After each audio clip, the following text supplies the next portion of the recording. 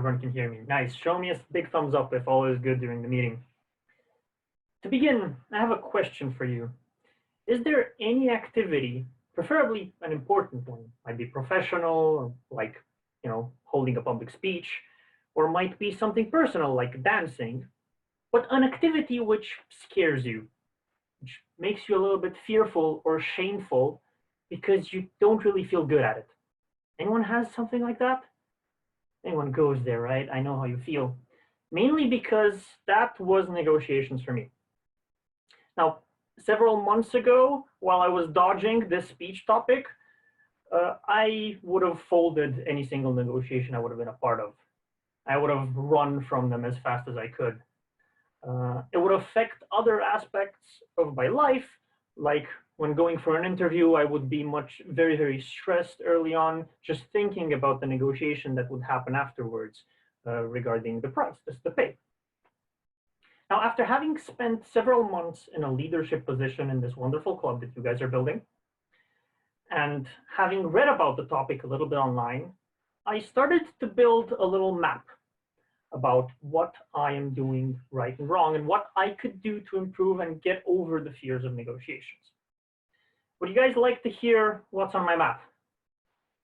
I am so glad to see the excitement, so let's begin. Now, there's two main things that you need to know on a map. First one, and the first question that I ask is, where am I? And by that, when talking about negotiations, it's important to know whether you're selling or negotiating. Now, originally, I would have thought that these two are not necessarily two different things, because when you think about buying a car, you're negotiating for the price of a car. But the moment you start talking price, you've already decided that you want that particular type of car. So let's go back to the example we brought before, an interview, right? You've been there, I've been there. You've been through the exam, through the tests, you've gotten past the interview, and now you're with your boss negotiating your pay. Now, if you're like me, maybe you get stressed because you don't know how much you're worth or how much you should ask for because you're fearful about the situation. But keep in mind that you've already gotten the job. The sale has already been done. You're in the negotiation to start discussing details of how this would happen. Right? The risk is not that high. You're not going to lose your job because because you misnegotiate at some point. You're just going to go back to selling, back to trying to convince someone. At least that's how I learned and how to mitigate the risk. I can see this day to day through where negotiations can happen in lower risk environments like Toastmasters. Say I'm taking a role for one of our meetings. Say I go for a facilitator role like a general evaluator or something. Now I've already taken that role. It was already sold to me. I already got it. But I can still negotiate with other parties involved, like the Toastmaster, how much time I want to spend in a meeting doing facilitation, or should I be focusing more on my evaluation skills? I have that option there to negotiate the details of the arrangement and to try to explore what I actually want in the meeting. So that was the first question, figuring out where I am, whether I'm selling or I'm negotiating, whether I'm trying to convince someone or we're trying to define the small details of the transaction that is about to happen, right? Define how we're each going to help us. Now, the second thing that you really need to know on a map is where you're going. And as it happens with the previous question, like in deciding for a role, like where am I going is a very important question. Petre brought it up very importantly before, because that would affect the way you strategize and the way you talk throughout the meeting. Let's take another simple example from Toastmasters, one that I've had to play with a lot throughout the year. Think of speech scheduling. A lot of people want speeches, or a lot of people want different roles in the meeting, and I tend to facilitate negotiations between when a person goes in a meeting or another. Even though we have a general rule of, the person who spoke a long time ago gets higher priority, there's still a lot of places with negotiations. To give you a concrete example of when my objective is slightly different than other scenarios is with our next speaker, Adrian.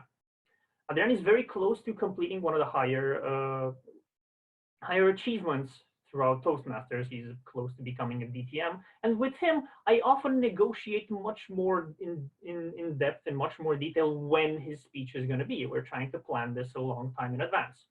With other people, it might be a much simpler scenario where we're just negotiating, hey, do you want the speech in English or do you want the speech in Romanian? Because we have a lot of people who want speeches, and the context is slightly different on how I apply negotiations. And I must say that just the act of practicing them and spotting where negotiations happen, and like I said, even throughout simple roles in Toastmasters where you can explore other new things, you become better at identifying where you can go. So those are the two things that I really want to share about the basics of overcoming your fears. Having a map and identifying where you are and where you're going. Asking the right questions. Am I in a negotiation or am I trying to sell to reduce the risk? And what am I trying to achieve in order to establish the right details? Once I found these two questions established, I can start learning about more advanced techniques like the one Petre presented before to just get a better outcome in either my negotiation or get a better win-win scenario. But to get past my fear, I have to find a map. Now, I hope this map is useful for you, or I hope you can learn how to ask other questions that place you better on the map.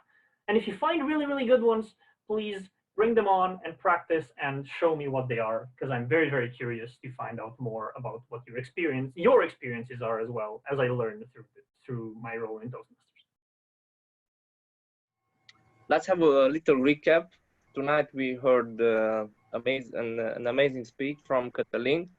He spoke about negotiations. This is his main topic, and negotiations in his experience, his past experience, or in his future experiences. Now, I want to share with you two ideas, two main points in my evaluations. First of all, Catalin, I really enjoyed your speech because it was, wait just a sec.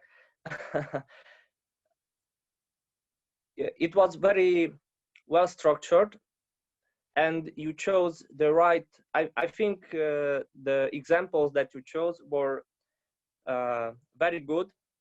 First of all, you started with an example of negotiation that most of us experience, the first job interview, or we will experience, some of us.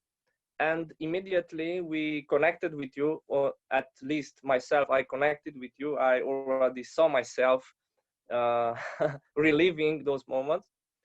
And easily you moved on in a more personal example or illustration of negotiation, namely your experience in organizing the main parts of a Toastmaster meeting, the vice president of education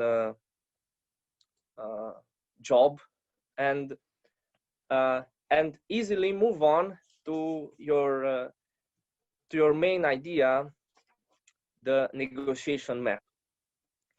Overall, I think you did a great job in structuring your speech and choosing the right examples for illustrating us your idea. And what I do believe you can improve, only one idea that I wrote down is, let me illustrate, you used, I noticed this tendency of yours in other speeches as well, for illustrating what I want to say. It was just first in the beginning, you said, I have a question, and you started to explain us or to prepare us for the question. And it was, I have a question, and after 7-8 sentences later, you actually ask us the question. What is my suggestion? You could start directly without saying I have a question. You could say, what actually scares you? And after that, you could come with some personal experience example that I already you already told us. So in summary, I really enjoyed your speech because of your examples and the way you structured it. And next time, I would suggest you to make it more simplify your don't over explain it. Thank you.